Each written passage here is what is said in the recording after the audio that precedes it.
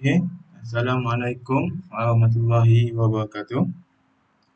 Saya Muhammad Naim Azam bin Mano, guru Sains tahun 4. Okay, jadi hari ini kita akan sambung tentang kemahiran saintifik bahagian 2.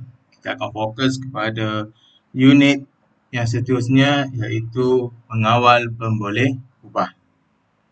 Okay. Kalau kita rujuk dalam buku teks, kita merujuk buku teks muka surat 1, bukan muka surat 12. Okey, mengawal pemboleh ubah. Mengawal pemboleh ubah ialah suatu yang boleh berubah dalam sesebuah penyiasatan. Okey, namanya pemboleh ubah dan dia mestilah sesuatu yang boleh berubah dalam sesebuah penyiasatan. Kita nak kenal pasti pemboleh ubah, mestilah menjalankan penyiasatan. Okey, jenis pemboleh ubah dalam situasi di bawah. Okey, dia berikan satu situasi. Ada dua orang murid, Faris dan Melan, diberikan dua pokok yang sama. Okey, ini pokok yang sama.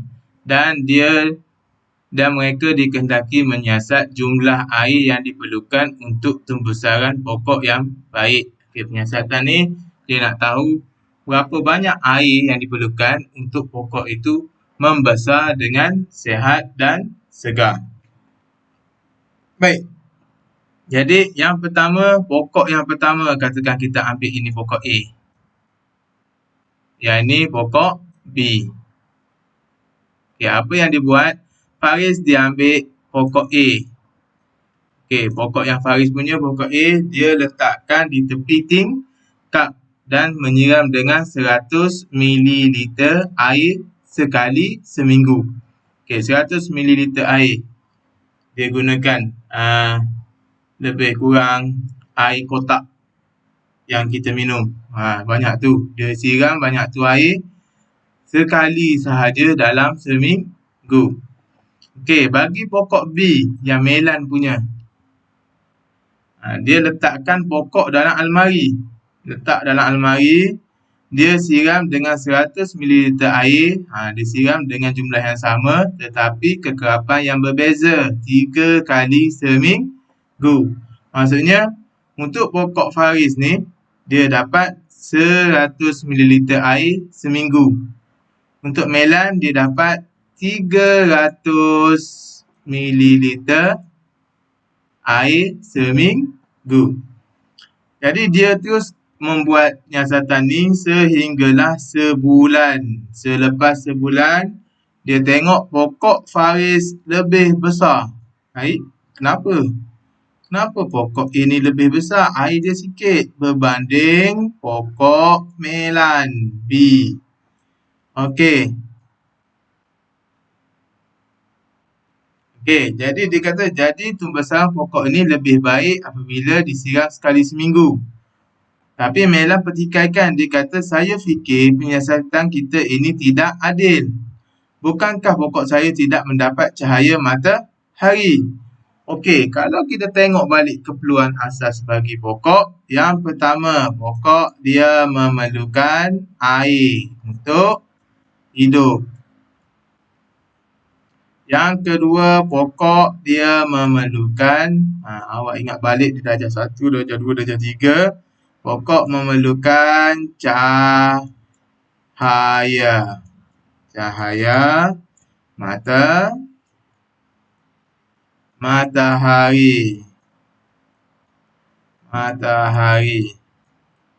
Okey. Baik. Jadi ini antara keperluan asas bagi pokok. Yang ketiga, udara. Okey. Baik. Ini yang dipertikaikan oleh Melan. Kedua-dua pokok diberikan air. Dapat. Kedua-dua pokok berada di dalam bilik dan mempunyai udara. Dapat. Tetapi satu pokok mendapat cahaya matahari dan satu lagi tidak mendapat cahaya matahari. Jadi, penyiasatan ini dianggap sebagai tidak adil. Kenapa berlaku macam tu? Kerana mereka tidak mengawal pemboleh ubah. Okey. Baik. Jadi, pemboleh ubah dia terbahagi kepada 3. Okey, saya padam dulu. Pemboleh ubah dia terbahagi kepada 3 jenis. Dan ketiga-tiga jenis ini mestilah dipertimbangkan sewaktu membuat penyiasatan. Yang pertama, kita ada pemboleh ubah manipulasi. Apa dia pemboleh ubah manipulasi? Kita akan tengok selepas ni.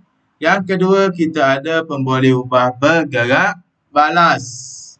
Dan seterusnya, kita ada pemboleh ubah yang dimalahkan. Okey.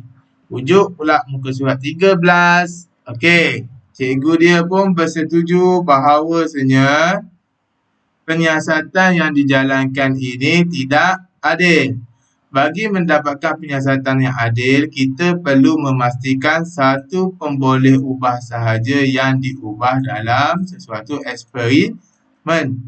Jadi, pemboleh ubah, sesuatu yang boleh ubah dalam penyiasatan ataupun eksperimen hanyalah kita kawal yang lain sama, tetapi kita kawal hanya satu sahaja pemboleh ubah yang boleh kita ubah yang tak sama, supaya kita dapat keputusan yang lebih adil dan penyiasatan kita boleh diterima.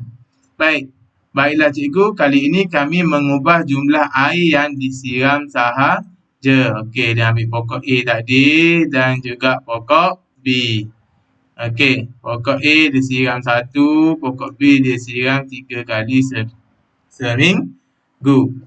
Okey, pemboleh ubah yang diubah dalam penyiasatan dinamakan pemboleh ubah dimanipulasi. Yang kita ubah-ubah, yang penyiasat, yang kita secara sengaja mengubahnya dalam penyiasatan, itu kita panggil sebagai pemboleh ubah dimanipulasi. Okey, baik. Selepas kita mengubah sesuatu benda dalam penyiasatan, kita akan perlu pastikan ada perkara lain yang perlu sama. Okey, kita juga perlu memastikan pemboleh ubah yang lain kekal sama. Perkara-perkara lain kita pastikan dia sama. Okey, sebab kita cuma ubah jumlah siraman sahaja. Kali ini kita nak buat penyiasatan yang lebih adil. Jadi, yang lain-lain kita pastikan sama. Okey, jumlah cahaya matahari dua-dua dapat. Kuantiti tanah dua-dua dapat sama banyak. Jenis tanah yang sama kita pakai. Pokok A dan juga pokok B. Jadi dia tetapkan, dia bagi sama jumlah cahaya matahari, dia bagi sama jenis tanah, kuantiti tanah, dua-dua pokok ni dia pastikan sama. Jadi pemboleh ubah yang kita bagi sama dalam penyiasatan, kita panggil dia pemboleh ubah malah. Okey, jadi pemboleh ubah yang dimalahkan ni kita tak ubah dia, kita bagi dia sama. A dapat, B pun mesti dapat. A dapat, B tak dapat. Okey, itu maksudnya kita sudah mengubah. Jadi A dapat, B dapat. Tak kira lah, kalau ada C, A dapat, B dapat, C dapat. Itu yang kita panggil sebagai pemboleh ubah malah. Okey, baik. Selepas dia dah kawal pemboleh ubah itu, dua pemboleh ubah, satu manipulasi yang diubah, yang ni yang dibiarkan sama, dia tunggulah sebulan, barulah dia dapat hasil. Jadi apa yang dapat diperhatikan? Okey, pokok A dan pokok B, dia tengok apa yang didapat hasil. Selepas bulan kita akan dapat hasil untuk penyiasatan yang ini. Apa yang dapat kita perhatikan, apa yang kita dapat nampak secara jelas. Okey, jadi Melan kata saiz pokok dia lebih besar. Okey, saiz pokok dia lebih besar. Jadi pemboleh ubah yang diperhatikan dalam sesuatu penyiasatan dikenali sebagai pemboleh ubah bergerak balas. Maksudnya selepas akhir penyiasatan tu kita dapat perhatikan ada perbezaan. Perbezaan ini yang kita panggil sebagai hasil. Okey, hasil inilah yang kita sebut sebagai pemboleh ubah bergerak balas. Kita perhatikan hasil. Kalau tiada perubahan, macam mana kita nak tengok hasil? Okey, baik. Kadang-kadang ada penyiasatan yang kita dapat hasil yang sama. Okey, katakan dia buat macam ni, tetapi selepas sebulan, dia buat penyiasatan yang ini, dia kekalkan yang ini, selepas sebulan, dia dapati bahawa dua-dua pokok ni sama besar. Itu pun boleh dikira sebagai pemboleh ubah. Sebab dia berubah daripada awal permulaan, pokok dia besar ni, di akhir penyiasatan, pokok dia berubah dari segi saiz. Okey, baik.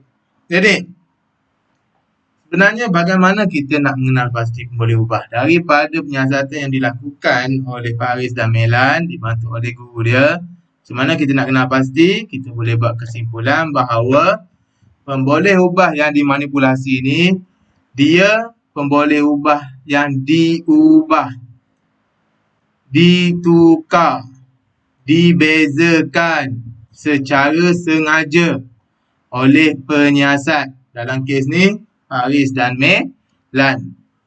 Okey. Pemboleh ubah bergerak balas, kita akan dapat hasil, kesan ataupun keputusan penyiasatan yang dilakukan. Ini kita tak buat dia, tetapi dia berlaku daripada hasil yang kita lakukan. Maksudnya, dia ubah di sini, dapat hasil di sini. Okey, baik. Kan dimanipulasi, Faris dia ubah kuantiti air. Faris letak 1, Melan letak 3. Disebabkan tindakan itu, apa yang berlaku, pokok Melan lebih besar berbanding pokok Faris. Kalau dia buat balik penyiasatan, okey, kalau buat balik penyiasatan, Faris letak 5 air. Okey, dia letak 5 kuantiti air. Melan dia letak 3. Maksudnya, inilah pemboleh ubah manipulasi yang ditukar secara sengaja oleh penyiasat. Dia letak 5, letak 3. Dan selepas sebulan, dapati, okey, pokok Faris lebih besar. Okey, jadi pokok dia lebih besar. Ini dia tak buat, tetapi dia berlaku disebabkan oleh tindakan air, kuantiti air tadi yang ditukar, diubah. Faris tidak pernah menyuruh pokok dia tumbuh lebih besar. Melan pun tidak pernah menyuruh pokoknya tumbuh lebih besar. Jadi, sebab itulah bergerak balas ni kita panggil sebagai hasil, kesan atau keputusan penyiasatan yang dilakukan. Dia tidak ubah, tetapi dia berubah. Dia tidak ditukar, diubah, dibezakan secara sengaja. Macam air tadi, dia tukar secara sengaja. Dia mampu bagi air tu sikit, dia mampu bagi air tu banyak. Okey, seterusnya pemboleh ubah yang dimalakkan ni perkara yang tidak berubah sepanjang penyiasatan. Dia tak tukar benda lain. Dia cuma nak tukar kuantiti air sahaja. Nak tukar kuantiti air sahaja. Dia tidak tukar jumlah cahaya matahari, kuantiti tanah, jenis tanah. Jadi, itu adalah perkara yang tidak berubah sepanjang penyiasatan. Sama, pastikan dua-dua dapat, A dapat, B dapat. Okey, jelas. Okey, sekarang bagaimana nak menulis pemboleh ubah? Okey, setiap pemboleh ubah dia perlu mengandungi 2 perkara. Kita mesti ada satu parameter, satu juga objek. Apa yang nak dikaji. Okey, parameter apa yang nak diukur, apa yang nak dilihat. Itu kita panggil sebagai parameter. Objek adalah perkara yang hendak dikaji. Contoh parameter dan objek. Okey, kita boleh ukur isi padu, kita boleh lihat isi padu. Isi padu ini adalah parameter. Kita boleh ukur, kita boleh lihat. Okey, objek apa benda yang kita nak tengok? Apa benda yang kita nak kaji? Air yang tinggal. Okey. Masa boleh diukur, boleh dilihat. Ais yang melebur, objek. Panjang boleh diukur, boleh dilihat. Kain, objek. Suhu, objek. Permukaan kandang. Okey. Kuantiti, parameter. Anak ayam, objek. Jenis, parameter. Permukaan, objek. Bilangan, parameter. Tuala, objek. Baka, parameter. Kambing, objek. Tempoh, parameter. Air mendidih, objek. Jarak, parameter. Sumber cahaya dari objek adalah objek. Keadaan, parameter. Tanah, objek. Kecerahan, parameter. Mentol, objek. Kehadiran, parameter. Udara dan air, objek. Saiz, parameter. Ladang, objek. Warna, parameter. Bola pun objek. Okey, baik. Jadi, kita ingat parameter ni perkara yang boleh dilihat, perkara yang boleh diukur, perkara yang boleh dibezakan. Okey, objek ni apa yang hendak diperhatikan, apa yang hendak dikaji. Okey, baik. Sekarang kita tengok. Cuba kenal pasti parameter dan objek. Okey, baik. Apa yang kita nampak perbezaan dekat sini? Ini ada 3 ekor ikan. Okey, dan keadaan ikan ni apa beza dia ni? Dari segi yang ni besar ni, yang ini besar ni, dan ini besar ni. Ini kita panggil sebagai saiz. Jadi parameter yang boleh diukur adalah saiz. Objek apa yang kita kaji? Ini apa nama dia? Ikan. Jadi saiz ikan itu adalah salah satu pemboleh ubah. Kita belum bezakan pemboleh ubah manipulasi, bergerak balas dan juga malah.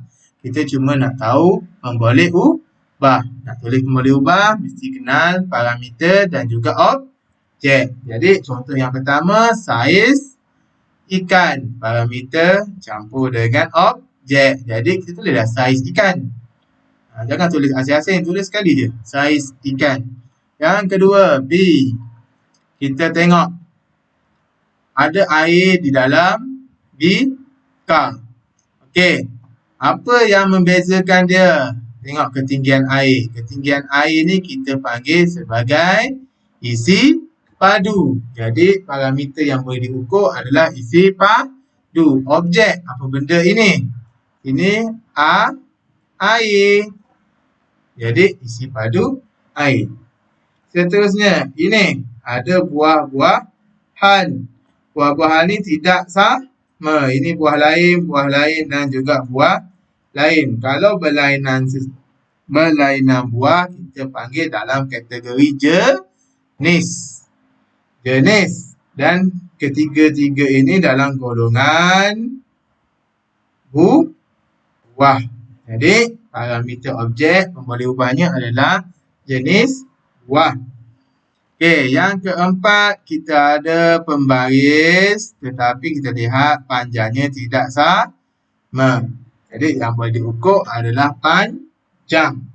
Dan objeknya adalah pembaris. Jelas? Kita pergi ke contoh seterusnya. Okey, ada 3 jenis kenderaan. Yang pertama ditulis 20 km sejam, 80 km sejam dan 140 km per jam. Jadi ini kilometer per jam ni menunjukkan kelajuan.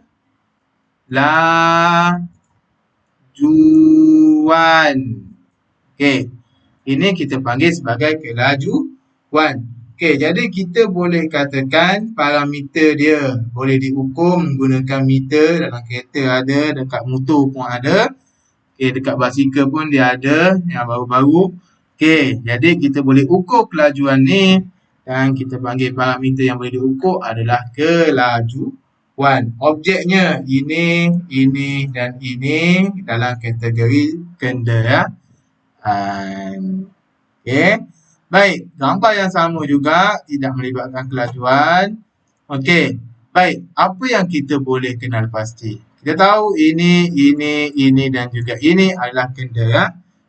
Apa yang kita boleh lihat secara nyata, boleh diukur, boleh dilihat. Okey, kita panggil, boleh jadi dia adalah bentuk. Okey, bentuknya berbeza, tak sama, betul? Objek dia kenderaan. Okey, boleh jadi juga kita tengok yang bulat-bulat ni. Okey, adakah bilangan dia boleh jadi sama? Boleh tak kita bilang benda ni? Boleh. Okey. Baik, boleh. Jadi kita panggil dia sebagai bilangan. Objeknya adalah tayar. Objeknya tayar. Bilangan tayar pun boleh dikira. Okey. Baik, seterusnya kita tengok contoh yang seterusnya. Kita ada buku. Objek dia jelas-jelas kita boleh panggil buku. Okey, ni buku ada banyak. Ni ada satu, ni ada dan ada banyak, ni banyak sikit. Okey.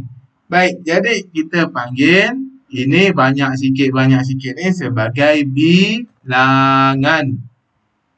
Objeknya buku. Okey, kalau benang pula dalam kes ni objeknya adalah benang. Kita sedar ini adalah benang 1, 2, 3, 4 benang. Tetapi bezanya adalah dari segi ketebalan. Objeknya benang, ketebalan objek. Jadi, cuba kita lihat kembali. Okey, jadi ketebalan benang, bilangan buku. Itu kita nak tulis parameter campur objek. Macam mana kita nak menulis pemboleh ubah. Okey, baik. Bila kita dah tahu macam mana nak menulis pemboleh ubah, barulah kita boleh membezakan pemboleh ubah. Pemboleh ubah dibezakan mengikut penyiasatan. Dalam penyiasatan kita boleh tentukan pemboleh ubah. Okey. Baik, kita tengok. Ni soalan yang pertama, macam mana dia nak buat penyiasatan. Ini contoh penyiasatan, ni contoh soalan yang kerap ditanya dalam peperiksaan UPSR. Walaupun awak dah jam 4, soalan ni kerap ditanya. Okey, kalau kuis pun mungkin akan ditanya juga. Okey. Untuk pemboleh ubah ni kita akan gunakan daripada sekolah rendah sehinggalah sekolah menengah sehinggalah ke universiti sampailah awak menjadi saintis nak buat penyiasatan. Sebabnya pemboleh ubah ini adalah elemen dalam penyiasatan ataupun eksperimen. Kalau tak kenal, awak tidak boleh membuat eksperimen atau penyiasatan yang tepat. Okey, baik, situasi dia. Yang pertama, 3 orang murid Razak, Kamilah dan Suresh jalankan satu penyiasatan mengkaji hubungan jarak sumber cahaya dari objek dan saiz bayang-bayang. Mereka merekod pemerhatian dalam jadual. Okey, ini hasil yang didapat daripada jadual. Okey, daripada jadual ni kita tengok apa yang dia buat. Dia ubah jarak objek dari sumber cahaya. Apa yang dilakukan? Di sini ada satu skrin yang besar. Di sini ada objek. Dan di sini ada sumber cahaya, kita katakan lampu suluh. Dia menyuluh lampu. Bila dia suluh lampu, mestilah apabila lampu mengenai objek ni, dia akan menghasilkan bayang-bayang di dinding. Betul? Okey. Baik, apa yang dia buat, jarak sumber cahaya daripada objek ni sumber cahaya. Dia ubah benda ini. Okey, yang pertama dia buat 6 cm. Saya pakai pemadam. Okey, dia ubah benda ni, letak dekat 6 cm. Dia dapati bayang-bayang dia 16. Dekat 10. Okey, ini soalan lain, tak apa, tak ada masalah. Dekat 10 dia buat, kita anggap dia dapat lebih kurang 12. Okey, dia kecil sikit. Dia tambah jarak dekat sini makin jauh. Tadi dekat besar. Bila makin jauh, didapati makin kecil. Saiz bayang-bayang. Okey, saiz bayang-bayang diukur. Makin dekat daripada dengan lampu ni, besar. Makin jauh, kecil. Saiz bayang-bayang. Jadi yang dia ubah-ubah apa dia? Objek ni dia letak dekat, dia letak jauh, dia letak jauh, dia letak jauh. Okey, jadi dekat jauh itu kita panggil sebagai jarak sumber cahaya dari objek. Kita boleh tulis jarak sumber cahaya dari objek. Yang diperhatikan bergerak balas. Okey, ingat bergerak balas iaitu yang hasil. Bila dia letak dekat, hasilnya dia dapat apa? Saiz bayang-bayang besar. Bila dia letak jauh, apa hasil dia dapat? Saiz bayang-bayang kecil. Adakah dia boleh ubah saiz bayang-bayang dengan sengaja? Tak boleh. Dia tak mampu cakap dekat bayang-bayang untuk menjadi saiz yang dikehendaki. Apa yang dia boleh buat? Dia ubah yang inilah yang boleh, objek lah yang boleh diubah. Jarak objek lah yang boleh ubah secara sengaja. Bila ubah saiz jarak objek ni, secara automatiknya hasil yang kita dapat adalah saiz bayang-bayang yang berbeza. Okey, baik. Okey, kita tengok contoh lain pula supaya kita lebih faham. Okey, dalam satu penyiasatan 3 bilah kapak dengan kelebaran yang berlainan, okey, digunakan untuk mengapak kayu. Okey, dia ambil kapak P macam ni. Kapak Q macam ni, besar. Kapak R lagi besar. Okey, baik. Ni ujung kapak ni. Okey, jadi bila dia buat penyiasatan, apa yang dia buat, dia ambil kapak tetapi bilah kepala kapak tu berbeza saiz. Ditukar kepala kapak ni. Yang P dia ambil 3, besar 3. Q besar 6, R besar 9. Okey, jadi dia nak tengok dalam masa 30 minit berapa banyak kayu dia boleh kapak, dia boleh belah. Okey, kalau yang 3 ni dia boleh belah 4, Q belah 8, R belah 12. Okey.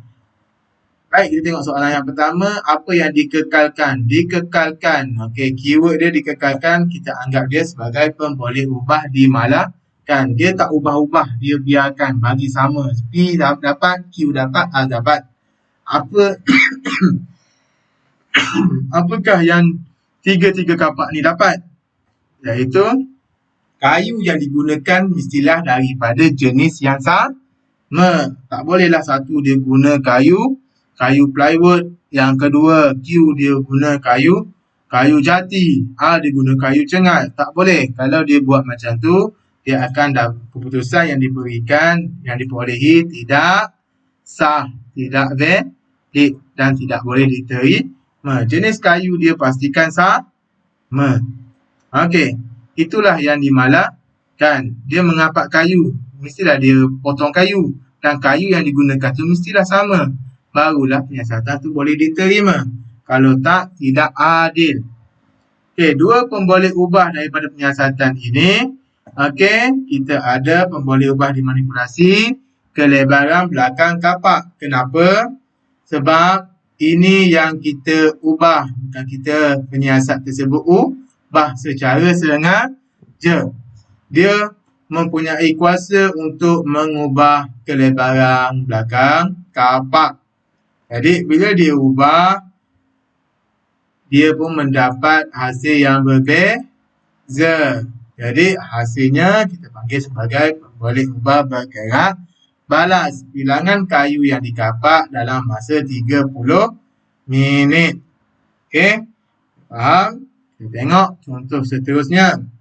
Okey, baik. Ini dia buat penyiasatan di mana dia menuang air dalam tiup, mendidih dan suhu air disukat. Okey, dia ambil air yang sama, dituang dalam tiup yang mendidih dan suhu air disukat. Kemudian air dipanaskan setiap 3 minit sehingga minit ke-6. Okey, apa yang dia buat? Dia ambil air 100 ml, lebih kurang sebanyak air kotak yang awak minum, dituang dalam satu tiup. Okey, dia dituang di dalam satu tiup. Mendidih, dituang dalam satu tiup, air dekat sini, tiup ni panas, kemudian dia pun sukat menggunakan alat kita panggil termometer. Okey, baik. Lepas disukat, apa yang dia buat? Dia pun panaskan, letak api dan panas setiap 3 minit hingga minit yang ke-6. Setiap kali dia panas, dia kira berapa suhu. Apa yang dapat? Awal-awal, suhu dia lebih kurang 30 darjah Celsius. 3 minit yang pertama dapat 40 darjah Celsius. 3 minit yang kedua, iaitu minit yang ke-6, dia dapat 50 darjah Celsius. Dapat perubahan suhu. Okey, baik. Apa yang dilakukan ini? Okey, apa yang dilakukan ni, dia ada perkara yang dia kekalkan, dia tak nak ubah. Okey, kalau ubah, keputusan yang diperolehi tidak boleh diterima. Dia kekalkan secara jelas. Tengok, air isi padu. Okey, pemboleh ubah dimalahkan. Dikekalkan ini adalah pemboleh ubah yang dimalahkan. Yang dikekalkan iaitu isi padu air. Dia pakai jumlah air yang sama sahaja daripada mula sehingga akhir. Dia tidak pernah tambah jumlah air. Mula-mula digunakan 100 ml sampailah ke akhir penyiasatan. Dua maklumat dia, apabila ditanya dua maklumat, dia meminta kita menyenaraikan pemboleh ubah. Tak kira lah kita nak senaraikan pemboleh ubah manipulasi dulu ke, nak senaraikan pemboleh ubah bergerak balas dulu ke, tiada masalah. Okey, maklumat yang pertama kita ada masa, minit. Okey, masa dan minit ni pemboleh ubah apa? Okey. Yang kedua kita ada maklumat yang kedua adalah suhu air. Tengok daripada jadual ni kita boleh nampak jelas. Satu masa, satu suhu air. Okey, itu maklumat kita dapat. Tapi masa ni pemboleh ubah apa? Suhu air ni pemboleh ubah apa? Macam mana kita nak kenal pemboleh ubah dalam carta palang? Okey, tips dia. Kalau sesuatu maklumat itu dalam keadaan mendatar, kebiasaannya dia adalah pemboleh ubah dimanipulasi. Kalau sesuatu pemboleh ubah itu dalam keadaan menegak, dia adalah pemboleh ubah bergerak balas. Jadi, masa ini adalah pemboleh ubah manipulasi. Okey, suhu air adalah pemboleh ubah bergerak balas. Okey, pemboleh ubah bergerak balas. Jelas. Okey, sekarang kita tengok ini adalah penyiasatan yang betul. Okey, gambar tidak clear sangat. Okey, rajah di bawah menunjukkan satu penyiasatan tentang keperluan asas haiwan untuk hidup. Nak tahu apa keperluan untuk haiwan hidup? Awak dah belajar.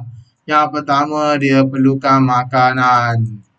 Yang kedua, dia perlukan udara. Yang ketiga, dia perlukan air. Perlukan tempat tinggal. Okey, baik. Itu yang kita dah belajar. Awak dah belajar di tahap 1. Okey, baik. Jadi, ini adalah contoh penyiasatan yang dilakukan untuk mengkaji keperluan asas haiwan. Okey. Apa yang dibuat? Botol A, ini botol A. Ini botol B. Botol A dia isi 5 ekor cacing. 1, 2, 3, 4, 5. Dan tutup rapat. Sini ditutup. Tak buka-buka. Okey. Botol B pun diletak 5. 1, 2, 3, 4, 5. dia tutup rapat tetapi dekat sini dia buat lubang. Okey, cacing tak boleh keluar tetapi ada lubang kecil. Okey. Baik, berdasarkan keputusan atas, apa yang didapat ni keputusan dia ni. Okey, botol A akhir sekali hanya 2 ekor je yang hidup. Okey, yang tinggal dia hidup lah tu. Yang B dia ada 5 ekor yang hidup akhir. Jadi apakah yang diubah? Apa benda yang kita penyiasat ini ubah secara sengaja? Okey, ingat balik parameter dia. Okey, objek dia kita ada botol. Ini ada botol, ini ada botol. Apa yang membezakan botol ini? Parameternya adalah keadaan. Yang ni ada lubang, yang ni tak ada lubang. Ini ada lubang. Keadaan botol. Parameternya adalah keadaan. Kita boleh nampak dengan jelas keadaan objek apa? Keadaan siapa? Botol. Objeknya botol. Okey, jelas. Okey, apa yang diperhatikan? Kita perhatikan kita nak bergerak balas. Okey, hasilnya apa yang kita dapat? Satu ada lubang, satu tak ada lubang. Yang ada lubang tinggal 2, yang tak ada lubang tinggal 5. Okey, apa dia kata? Bilangan cacing tanah yang tinggal. Mudah saja, cuma salin balik hasil. Okey, yang dimalahkan. Yang dimalahkan ni yang kita pastikan sama, tak ada kurang. Botol A ada berapa ekor cacing? 1, 2, 3, 4, 5. Botol B ada berapa ekor cacing? 1, 2, 3, 4, 5. Sama tak? Sama dan tidak diubah. Okey. Baik, 1, 2, 3, 4, 5 itu kita panggil bilangan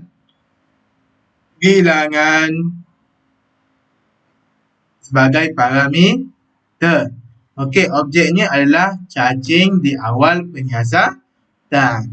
Okey, kita boleh kata bilangan cacing sebab dia akan menjadi kekeliruan cacing di mula ke cacing di akhir.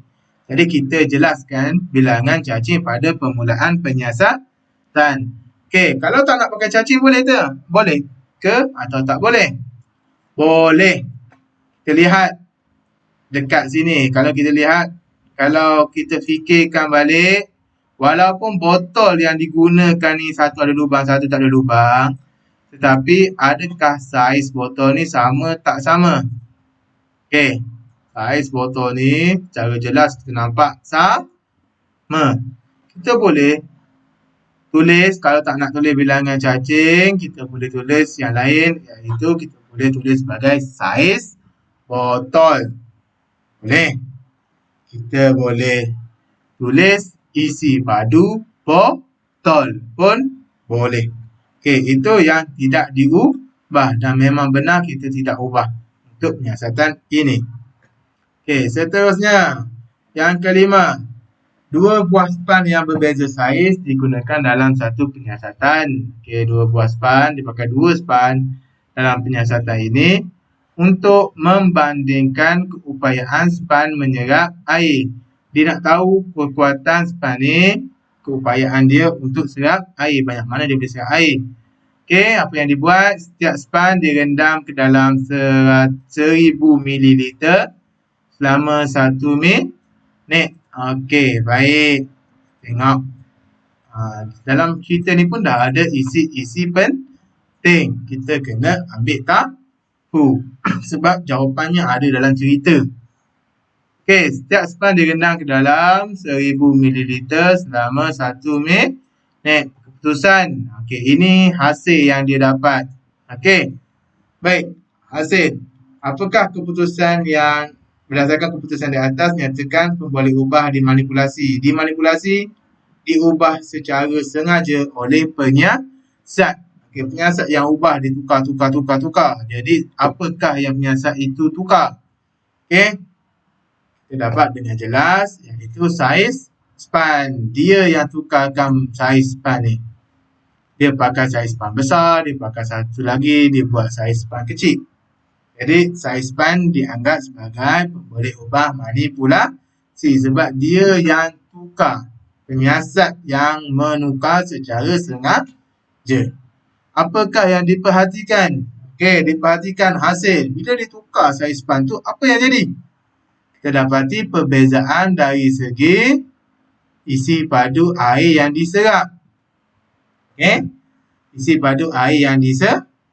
Untuk sains tak perlu tulis panjang-panjang, tulis poin sahaja.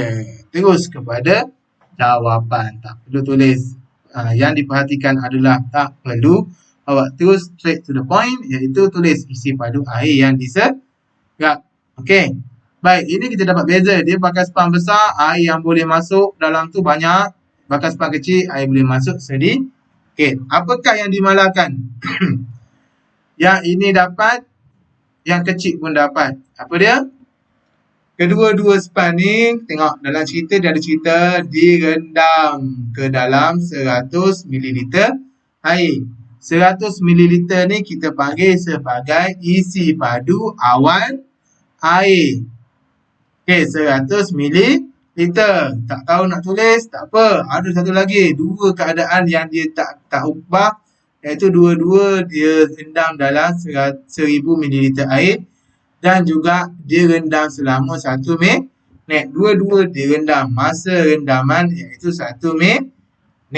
Okey, jelas. Itu adalah kemahiran untuk mengenal pasti pemboleh ubah, dan soalan pemboleh ubah kerap ditanya dalam UPS.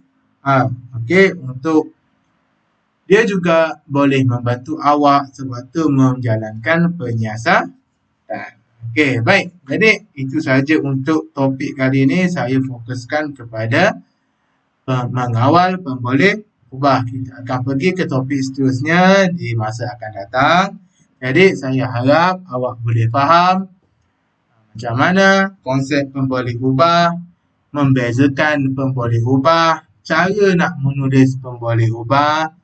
Okey, pemboleh ubah terdiri daripada 3, pemboleh ubah manipulasi, pemboleh ubah bergerak balas dan juga pemboleh ubah dimalahkan. Okey, untuk menulis pemboleh ubah, setiap pemboleh ubah ni mestilah ditulis berdasarkan parameter tambah dengan objek. Jelas? Baik, jadi kalau jelas, sekian. Terima kasih.